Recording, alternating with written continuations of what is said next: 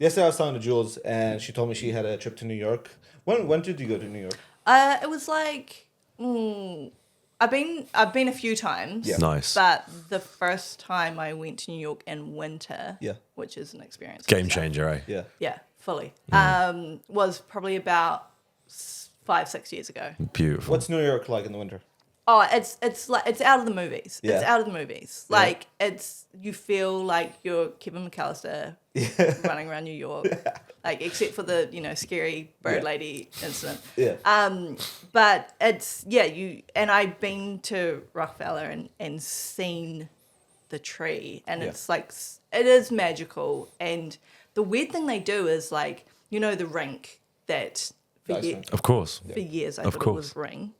Thought it was a ring. I thought it was called a ring. Oh, ring. Ice rink. Ice ring. That's fair enough. There's worse mistakes Because to rink make. is weird. Anyway. Yeah, no, good point, actually. Yeah, I back that. So they like ice skate around for like a little while, and then this like timer goes off, and everyone gets off the rink, and then some guy brings out his fiance and proposes. Yeah. Yeah. And then it's like, oh, okay, great, and everyone claps, and then they go back to ice skating, and then they do it again like 20 minutes later.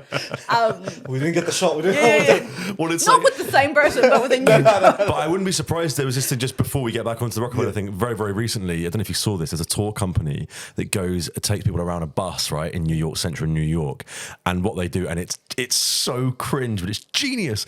They pay this woman who's a passerby to sort of like walk past the coach with her headphones and just suddenly be like. And start like dancing, and everyone, the coach is like, "Oh my god, this New York's crazy!" And then like they pay her to do that, obviously.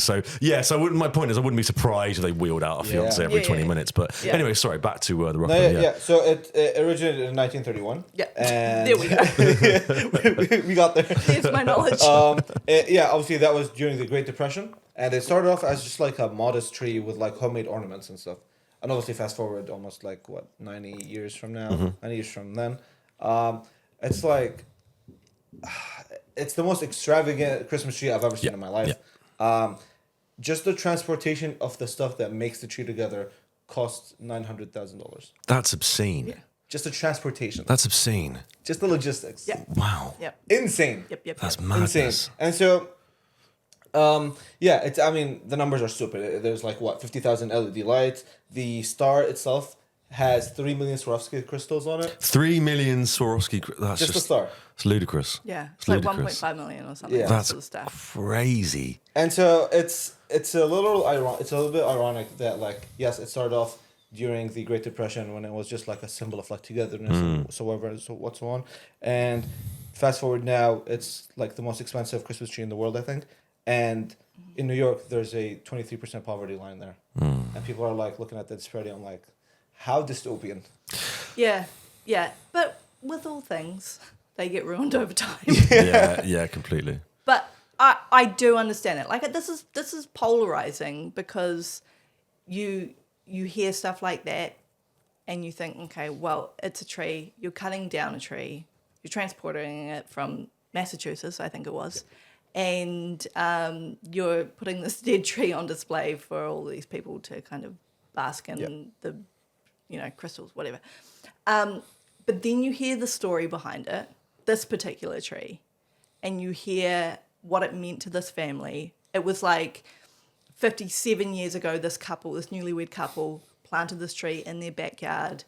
Their family grew up around this tree. They've got these beautiful pictures of their, like their children, their grandchildren playing under this tree.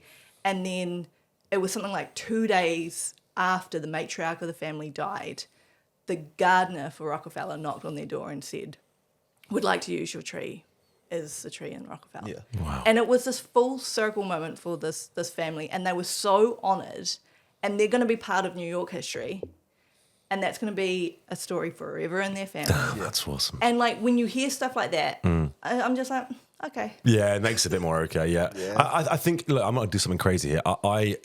Jules, I'm obsessed with London. I love it, and I always defend it. I'm about to attack London in favour of New York. Nice. I think the Christmas tree at the Rockefeller Centre, right? Before we get onto any of the morality of it, cosmetically, It's amazing, right? What a triumph it is, right? In London, so Trafalgar Square, are kind of equivalent. So there's a tradition that we get sent the Christmas tree every single year. I don't know if you guys know this, from Norway. Okay. So since World War II, as a way of Norway saying thank you to the UK for defending Europe and whatever, they send us the Christmas tree every single year. Let me tell you now, I defend London every single day. Looking at the embarrassment that is Trafalgar Square and its pathetic little Christmas tree. Sorry to the Norwegians, I love you guys. Honestly, Trafalgar Square is a shambles, and the rubbish, crappy fireworks. And I will say, the Rockefeller Centre and the Christmas tree, it is gorgeous, isn't it? And I think there's a really interesting discussion to be had. Obviously, it is obscene to have a $1.5 million star while you say, well, people are starving, 23% poverty line, of course. I do think, though, there are things like that offer greater social cohesion, that do have wider benefits to society, rather than just taking that 1.5 million and just plowing it into soup kitchens. That being said, doesn't need to be 1.5 million. Absolutely not. That is obscene. Scale it back a bit and put that money into initiatives for young people or homeless people, whatever. But I do think there is a need, like you say, about people like coming together every year. There is a need for that sort of thing, and you can't really put a price on that. And that's not to say it's like the big bad evil of New York City. Like, no. It's said that it attracts 750,000 tourists every year. There you go. There you go. Yeah, that's insane. That's a lot of business. That's a lot of money. There was this beautiful quote that we read. Was it from Sophie? Ooh, give me a second. I'm excited about this. From Sophie. Ready? Go on. I feel like it's from. Ready? I'm priming for it. Okay, go. It was. Oh, I'm going to butcher it now. Hold on. Okay. Go on. It was.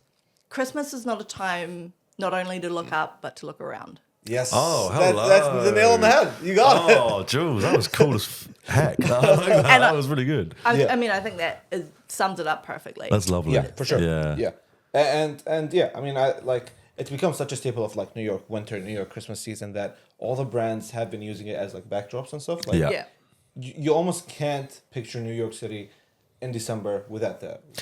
Well, this is why, as people who move over from the UK to here or from the US or wherever, we always get, because I've spoken to people in the office about this, there is a real, you can't say like, oh, one Christmas is better or not, but when you have a summer Christmas, it just doesn't feel at all like Christmas. Whereas I feel like if you're used to summer Christmases and you go and have a winter Christmas, you are like, oh gosh, like it is. Don't get me wrong, I'm not. Summer Christmas is amazing. It's the best time. It's so fun, but it's not the same. It doesn't feel the same level of like romance, because exactly as you guys have said, they use it in every backdrop to every film. It's the Christmas tree, it's the light, it's everything.